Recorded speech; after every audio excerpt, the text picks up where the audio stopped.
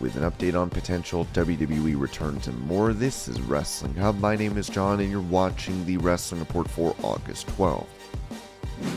Before we get into the rest of the video, make sure you subscribe to Wrestling Hub and turn on all notifications to stay up to date with everything in the world of pro wrestling. Also, don't forget to follow us on Instagram at Wrestling Hub Official and follow us on Twitter at Wrestling_Hub.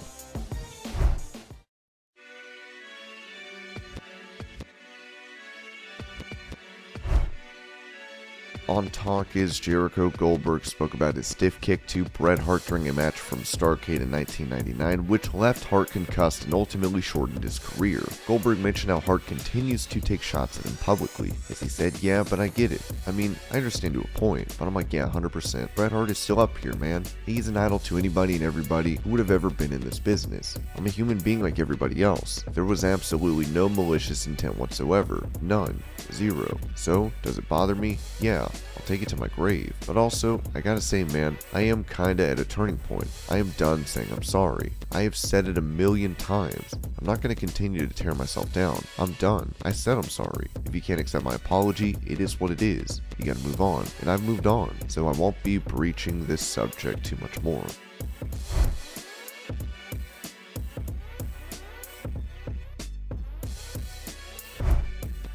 Speaking of the Hitman, Bret Hart spoke to Sportskeeda about the recent retirement of Vince McMahon from WWE, with the Hall of Famer saying, "Like everybody else, I'm kinda just surprised. I don't think anybody ever made as big a footprint as Vince McMahon. I feel kinda sad about it, actually. I know people think I would be gloating or happy to see him go through what he's going through, but I don't. I feel bad that it happened, or whatever's happened. I think his loss or his absence from the business will be sorely missed."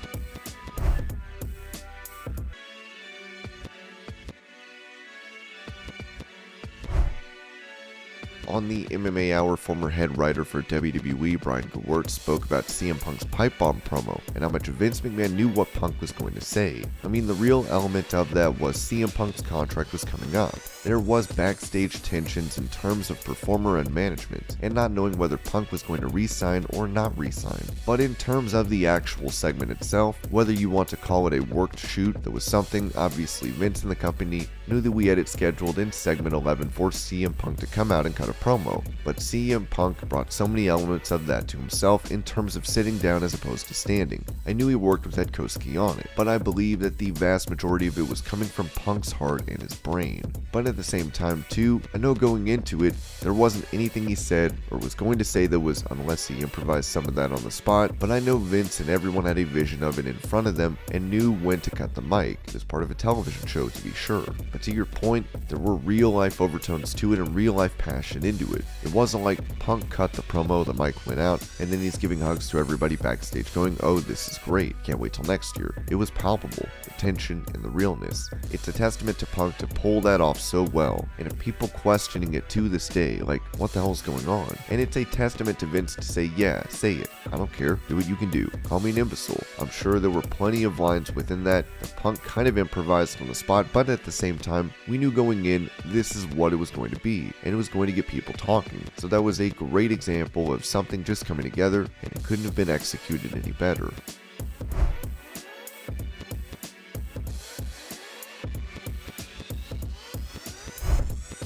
Taking to Instagram to show off her new Guinness World Record plaques, former women's champion Natalya wrote, "Got these plaques today in the mail and it made me smile. Thank you, Guinness Book of World Records, for sending them. It meant so much to me. Unfortunately, the records aren't for eating the most hot dogs in under 10 minutes or for having the longest fingernails. These world records are for working a lot, which I've worked every minute of and I'm so grateful for. I never took time off because I didn't want to miss a thing, especially for women to mean more in all of this, to matter. I kept going to work thinking this could be the day that it all could change. I've been so lucky to have the opportunity to do what I love, wrestle. I've been so incredibly lucky. But to be perfectly honest, it's been a challenging 14 years of pushing through broken noses, broken teeth, broken shoulders, broken ankles, broken knees, and sometimes a broken heart. There was a lot of the time women's wrestling just wasn't where it needed to be. We had to fight really hard for more. Sometimes we were fighting for scraps. We were fighting to feel recognized, validated, included, and simply seen. These matches, 1,137, these wins, 641,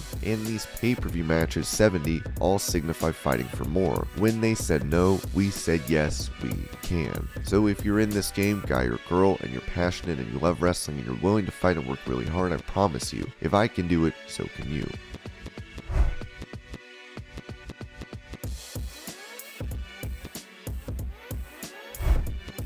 Speaking on KXST 1140, Drew McIntyre touched on changes that have taken place in WWE and the reactions to this from those in the company, saying the vibe is very positive, but I'd also be lying if I said the vibe wasn't positive prior. I can't remember a time where everybody was just down the whole time. Everybody knows that you have to keep giving it your all and hopefully the opportunity will come. Everybody can't be pushed and used at the same time, but I've always been of the belief that in WWE, keep your head down, give it all you've got, keep improving in your weak areas, and your account to the person in the mirror, that opportunity will come and it's up to you to smash it. Recently, obviously, there's been a lot more outside the box things going on, which has been very exciting for a watching audience, but also for a locker room. Oh crap, what's going to happen next? Is somebody going to come back that we missed in the locker room? That'd be cool. It also adds some buzz and excitement to the show, which is always good as well. You've seen already, a few superstars have returned and it's got people talking, especially socially, and we could use a little depth on our roster, so it's only a good thing as far as I'm concerned, especially if people are talking.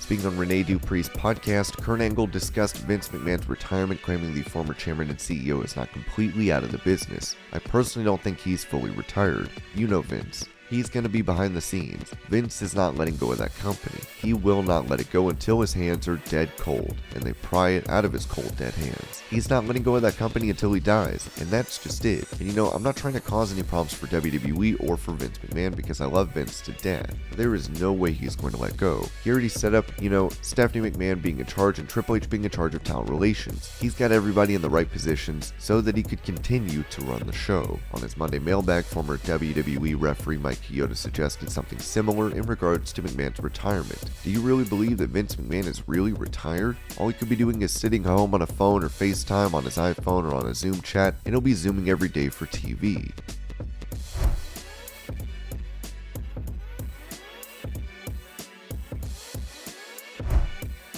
Talking on the sessions, former WWE star Paige touched on private photos and videos being leaked in 2015. It was just the most awful moment of my life. The person that I was with at the time showed me a picture on Twitter. I couldn't believe it was real at first because I was like 19. I was completely mortified. I ran out the house, and I just kept running. I always remember this. I was literally just sitting in this bush because I was just like, if people recognize me, they're gonna know. I felt so stupid to have trusted this person. It was a lesson learned. Never do that again. I felt so embarrassed. I was already a cokehead at this time and loved to drink. It got me to rock bottom where I didn't want to live anymore. It was awful. I was so sad. I remember being like, if my dad is disappointed in me, I don't think I can be here anymore. It got to the point, I called him, he said, you have to suck it up. It's going to hurt for a while. People are going to make fun of you forever, but I just want you to know that I'm still proud of you. Hadn't really had a lot of friends still at that point in Florida. I moved into this apartment and I started talking to my neighbor Michelle. She introduced me to friends. Then I started making more friends in FCW as there's more girls that were coming in and they're like, we're gonna go out. So I said, okay, I'll go out with you. Then you just make more friends and more friends. I had this ex-boyfriend that I ended up becoming friends with his friends. You start meeting people and it's just the wrong group of people. Never really had a childhood because I was constantly wrestling and trying to get to WWE. We started hanging around this guy that dealt coke and stuff like that. So he would constantly have some on him. You're up all night and you're paranoid. It was a whole spiral.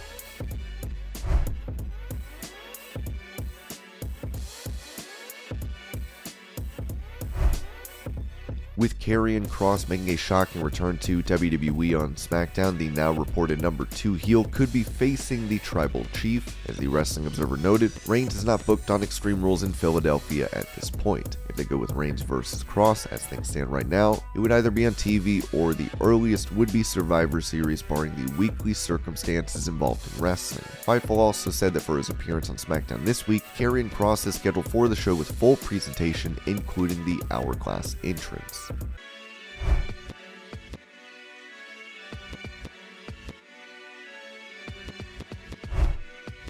Talking to NBC Sports about a potential WWE comeback, Rob Van Dam said that would be awesome, yeah. You know what, I kind of feel like if they want to be there, then it would be there. It would make it so that I would want to be there, without having any, just being on the fence and not feeling hungry or either way, just whatever happens, happens, like RVD is. I kind of feel like that. I don't know what they want to do, what their plan is, what their agenda is for all their talent now. Seems like they want more normal looking people that normal looking people can relate to, maybe, but I really don't even know. It's whatever, but I'm around.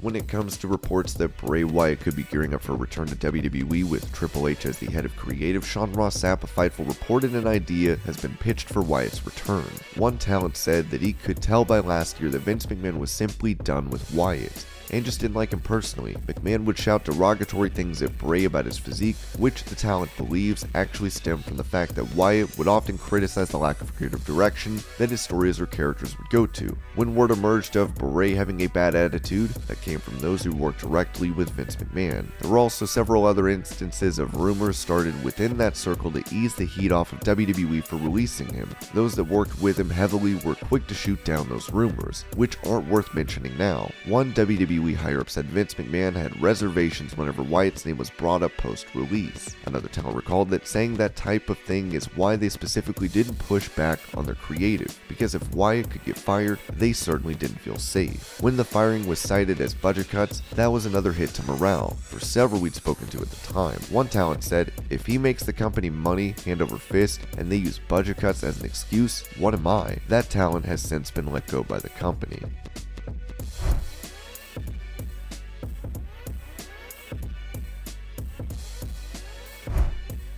While many are expecting Banks and Naomi to return and be a part of the women's tag team tournament, the Wrestling Observer newsletter noted that on the SmackDown side, they've announced Raquel and Aaliyah versus Shotzi and Xia Li, and Nikita Lyons and Zoe Stark of NXT versus Natalya and Deville. Sky and Kai are the favorites. If they make the finals, it presumably won't be on pay-per-view, since they already announced Sky and Kai for a trios match on September 3rd. This being announced right as Naomi and Banks are expected back is probably not a coincidence, and I guess the idea is for them not to be in the tournament and have them surprise appear later. With them reportedly already agreeing to terms on a return, it remains to be seen when the two step back in the ring.